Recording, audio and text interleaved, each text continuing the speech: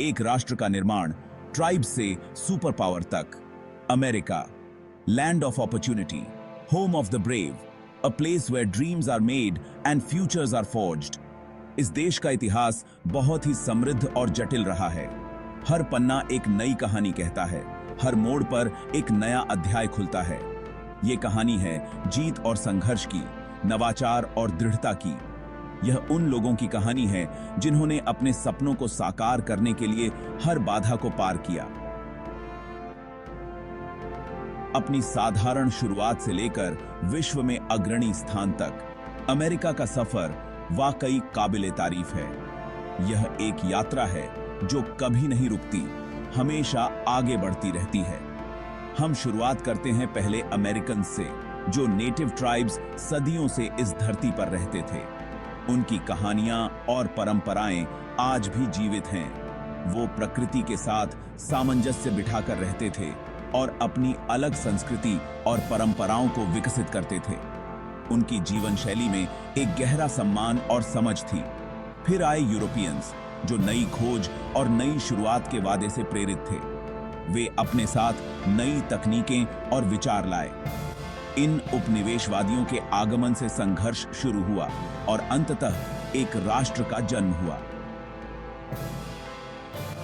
यह संघर्ष और सहयोग का मिश्रण था। द अमेरिकन रेवोल्यूशन, जो स्वतंत्रता और आत्मनिर्णय के लिए लड़ाई थी, उसने उन मूल्यों को आकार दिया जो आगे चलकर अमेरिका को परिभाषित करने वाले थे। यह स्वतंत्रता की एक नई सुबह थी। वहां से हम एक युवा राष्ट्र का उदय देखते हैं, जो अपनी पहचान से जूझ रहा है और एकता के लिए प्रयास कर रहा है। यह एकता और विविधता की कहानी है।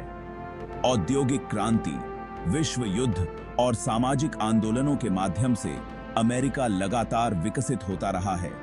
यह विकास और परिवर्तन की कहानी है। इसने गुलामी से लेकर नागरिक अधिकारों तक कई चुनौतियों का सामना किया है, फिर भी हमेशा एक बेहतर संघ की दिशा में प्रयास करता रहा है। यह संघर्ष और विजय की कहानी है। आज अमेरिका मानव भावना के प्रमाण के रूप में खड़ा है, आशा की किरण है और एक वैश्विक शक्ति है। यह एक प्रेरणा का स्रोत है। आइए इस अविश्वसनीय यात्रा के पन्नों में डुबकी लगाते हैं। यह एक ऐसी यात्रा है जो हमें अतीत से वर्तमान तक ले जाती है और भविष्य की ओर संकेत करती है।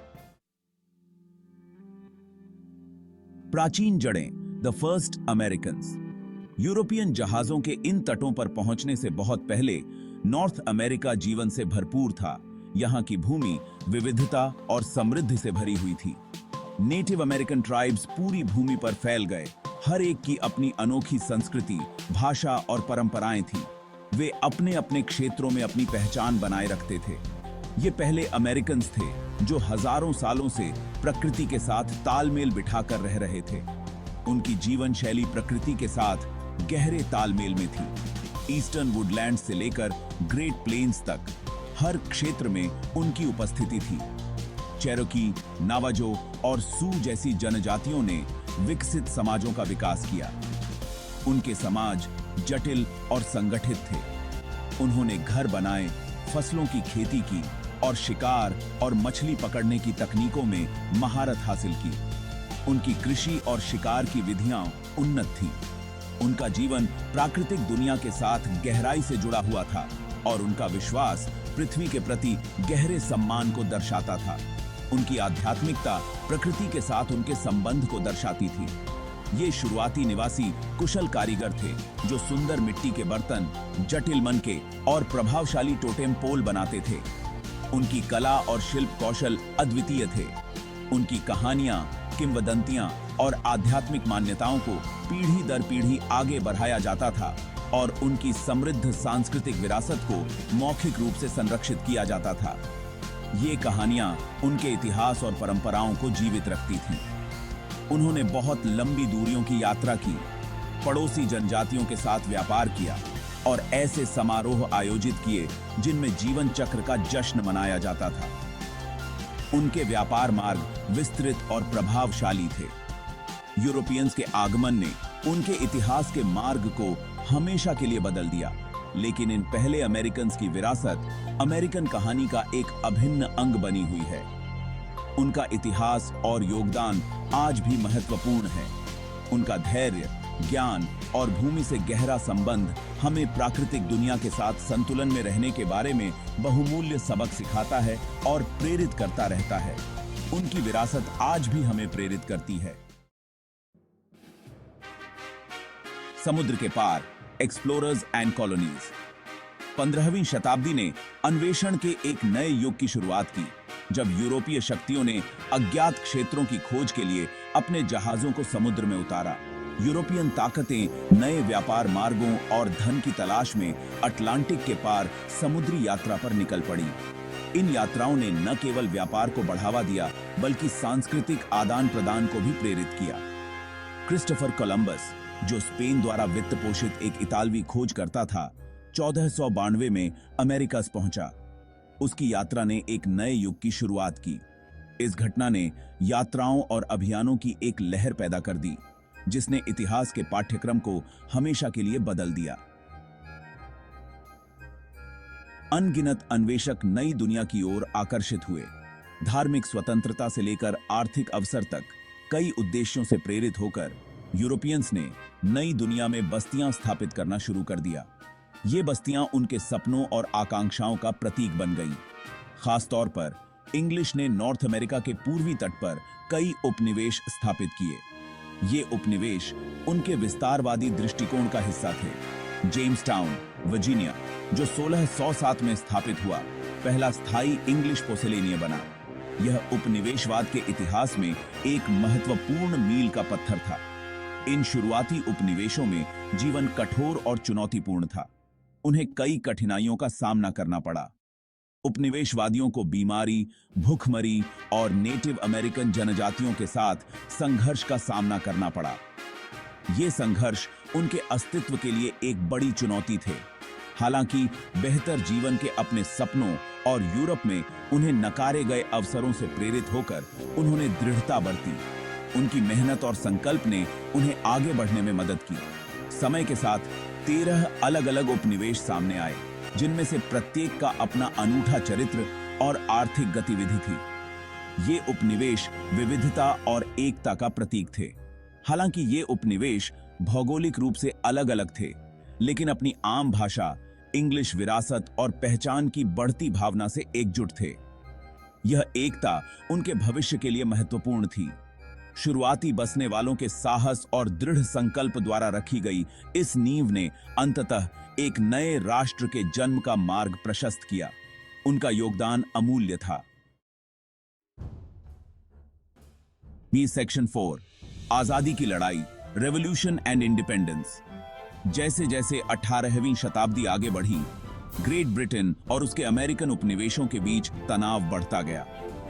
उपनिवेशवादी, जो एक हद तक स्वशासन के आदी थे, तेजी से प्रतिबंधात्मक ब्रिटिश नीतियों के तहत चाफ करते थे। बिना प्रतिनिधित्व के कराधान एक रैली का नारा बन गया, जिसने विद्रोह की एक उग्र भावना को प्रज्वलित कर दिया। 1775 में यह उथल-पुथल सशस्त्र संघर्ष में बदल गई। दी अमेरिकन रेवोल्यूशन की शुरुआत लेक्सिंगटन और कॉनकॉर्ड की लड़ाइयों से हुई, जिसने स्वतंत्रता के लिए एक लंबे और खूनी संघर्ष की शुरुआत को चिह्नित किया। सामान्य नागरिक सैनिकों में तब्दील हो गए, शक्तिशाली ब्रिटिश साम्राज्य के खिलाफ हथियार उठा लिए। जॉर्ज वॉशिंगटन, जो एक वर्जीनिया प्लांटर और सैन्य नेता थे, अमेरिकन प्रतिरोध के प्रतीक के रूप में उभरे। उनकी रणनीतिक प्रतिभा और अटूट नेतृत्व ने कॉन्टिनेंटल आर्मी को प्रेरित किया, एक दुर्जेय दुश्मन के खिलाफ उन्हें एकजुट किया। युद्ध 8 लंबे वर्षों तक चला, जिसने नवोदित राष्ट्र के संकल्प और लचीलापन का परीक्षण किया। अंततः 1783 में ग्रेट ब्रिटेन ने पेरिस की संधि पर हस्ताक्षर करके अमेरिकन स्वतंत्रता को मान्यता दी। दी अमेरिकन रेवोल्यूशन, जो स्वतंत्रता के लिए मानव भावना की लालसा का प्रमाण थी, विजयी हुई थी। स्वतंत्रता और आत्मनिर्णय के आदर्शों पर आधारित एक नया राष्ट्र का जन्म हुआ था।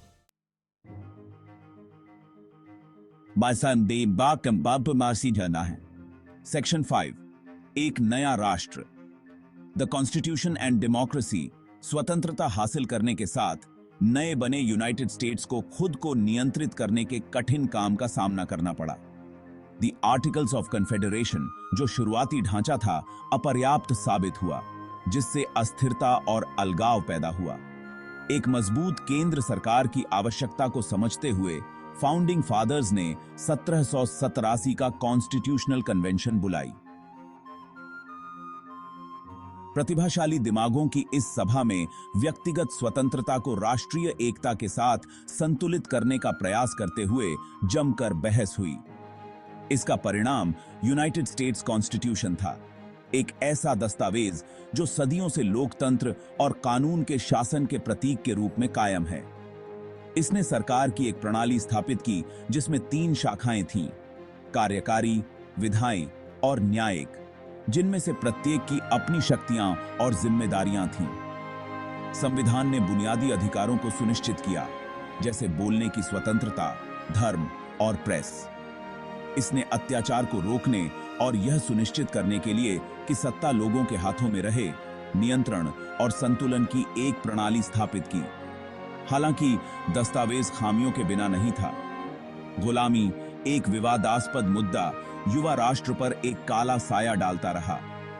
अपनी खामियों के बावजूद संविधान ने एक अधिक परिपूर्ण संघ के लिए आधार तैयार किया, लोकतंत्र और व्यक्तिगत स्वतंत्रता के सिद्धांतों को स्थापित किया, जो आज भी अमेरिका को आकार देते हैं।